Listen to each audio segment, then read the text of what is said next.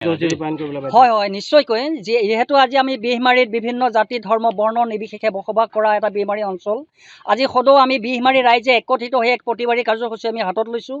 আজি প্ৰতিবাদী কাৰ্যসূচীটো আমি হাতত লোৱা মূলতঃ অৰ্থটো এইটো হৈছে, যিহেতু বিহমাৰী পঞ্চায়তখন 10,000 ভোটাৰে অন্তৰ্ভুক্ত। এই 10,000 ভোটাৰ থকা স্বত্তে 10,000 ভোটাৰৰ মাজত মাত্ৰ 134টা ভোটহে বড়ো ভোটাৰ আছিলে। কিন্তু 10,000 ভোটাৰৰ অন্তৰ্ভুক্ত হোৱাৰ পাছত কিন্তু 136গৰাকী বড়ো ভোটাৰ থকা স্বত্তে, যিহেতুকে আপোনালোকক মই ভালদৰে ক'বলৈ বিচাৰিলে, কাৰণ 99% অবড়ো আৰু 1% বড়ো, 99% অবড়ো থকা স্বত্তে আৰু 1% বড়ো মানুহ থকা স্বত্তে এনেকুৱা এটা অঞ্চল কেনেকৈ বিটিআৰ অন্তৰ্ভুক্ত হ'ল, এই বিষয়ে আমাৰ এক বিচাৰ্য বিষয় হৈ পৰিছে। সেয়েহে আমি আজি সমস্ত ৰাইজে একত্ৰিত হৈ এক প্ৰতিবাদী কাৰ্যসূচী মাধ্যমেৰে আমি অসম চৰকাৰক অনুৰোধ জনাই ক'ব বিচাৰিছোঁ, যিহেতুকে বিহমাৰী পঞ্চায়তখন 10,000 ভোটাৰৰ সৈতে 10,000 ভোটাৰ অন্তৰ্ভুক্ত, 10,000 ভোটাৰৰ মাজৰ 136গৰাকীহে বড়ো ভোটাৰ কিন্তু তাত অন্তৰ্ভুক্ত হৈ আছিলে। সেয়েহে আমি অনুৰোধ জনাব বিচাৰিছোঁ, যিহেতু 870গৰাকী ভোটাৰ অবড়ো আছে আৰু 130গৰাকীহে বড়ো ভোটাৰ আছে। আমি অসম চৰকাৰক বাৰম্বাৰে অনুৰোধ জনাই আহিছোঁ, বিভিন্ন দল সংগঠন সকলোৱে মিলিজুলি আমি আয়ুক্ত মহোদয়কে ধৰি আমাৰ উপৰোক্ত ব্যক্তিসকল মন্ত্ৰী MLA সকলকো আমি বিভিন্ন ধৰণৰ স্মাৰকপত্ৰ প্ৰদান কৰিছিলোঁ। ইয়াৰ কিন্তু ফল আমি আজিলৈকে একো দেখিবলৈ পোৱা নাই। সেয়েহে আজি আমি এই প্ৰতিবাদী কাৰ্যসূচী অনুষ্ঠানৰ মাধ্যমেৰে আমি সকলোকে অৱগত কৰাব বিচাৰিছোঁ যে আমাক বিটিআৰ নালাগে আৰু আমি বিটিআৰ নাথাকোঁ। 10,000 ভোটাৰ থকা বিহমাৰী পঞ্চায়তক বিটিআৰ অন্তৰ্ভুক্ত কৰিবলৈ যোৱাত আমি সমস্ত বিহমাৰী ৰাইজে দুখ প্ৰকাশ কৰিছোঁ। কি সমস্যা হ'ব পাৰে বিটিআৰ অন্তৰ্ভুক্ত হ'লে? নিশ্চয়কৈ এতিয়া চাওক, আমাৰ উপবৰ্গসকলে কিছুসকলে ভুগিও আহিছে, যিহেতুকে বিহমাৰী পঞ্চায়তটো এই 9টা ৱাৰ্ড যদি যেতিয়া বিটিআৰ অন্তৰ্ভুক্ত হ'ব, আমাৰ বিহমাৰীত বসবাস কৰা লোকসকল একেবাৰে দুখীয়া নিচলাৰ ব্যক্তি।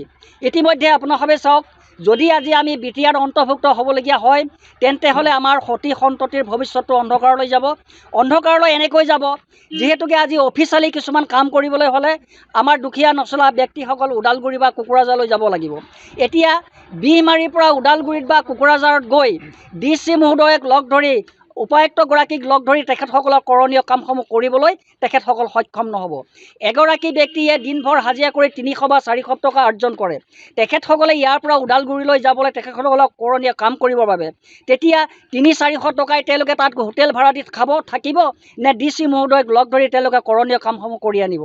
সেয়েহে আমি অনুৰোধ জনাব বিচাৰিছোঁ, বিহমাৰীৰ ৰাইজৰ ভৱিষ্যতৰ মংগলৰ কথা চিন্তা কৰি আমাৰ দক্ষপূৰ্ণ এগৰাকী মুখ্যমন্ত্ৰী ডক্টৰ হিমন্ত বিশ্ব শৰ্মা ডাঙৰীয়াদেৱক আমি বিহমাৰীবাসী ৰাইজৰ তৰফৰ পৰা বহুবাৰ আপোনাৰ শ্ৰীচৰণত সেৱা নিবেদি আমি ক'ব বিচাৰিছোঁ, আমাৰ বিভিন্ন জাতি ধৰ্ম বৰ্ণ নিৰ্বিশেষে বসবাস কৰা বিহমাৰী অঞ্চলটিক আপুনি বিটিআৰৰ পৰা মুক্ত কৰি দিব বুলি আমাৰ সমস্ত বিহমাৰী ৰাইজৰ পৰা অনুৰোধ জনালোঁ। বৰ্তমান যে আপোনালোকৰ বিহমাৰী গাঁওখন বিটিআৰটো অন্তৰ্ভুক্ত কৰিছে, ৰাইজে কি প্ৰতিবাদী কাৰ্যসূচী গ্ৰহণ কৰিছে আজি কি ক'ব?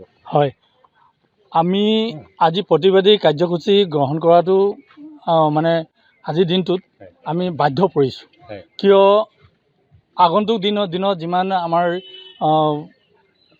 ডেপুটি কমিশ্যনাৰ DCৰ ওচৰত গৈ আমি তেখেতক স্মাৰকপত্ৰ আমি দিছোঁ, তেখেতে আমাক আশ্বাসন এটাহে দিছে, আপোনালোকে কোনো ব্যক্তিয়ে আপোনালোকে বিটিআৰত নোসোমাব। আৰু যি লক্ষীপতৰ নামকৰণে নতুন এটা নামকৰণ লোৱা বিহুমাৰীত আমি কোনোদিনাখনেই আমি শুনা নাই লক্ষীপতৰ নামৰ এই জেগাডোখৰ যে আছে। তো লক্ষীপতৰ নামকৰণে নতুন এটা জেগা হ'ল।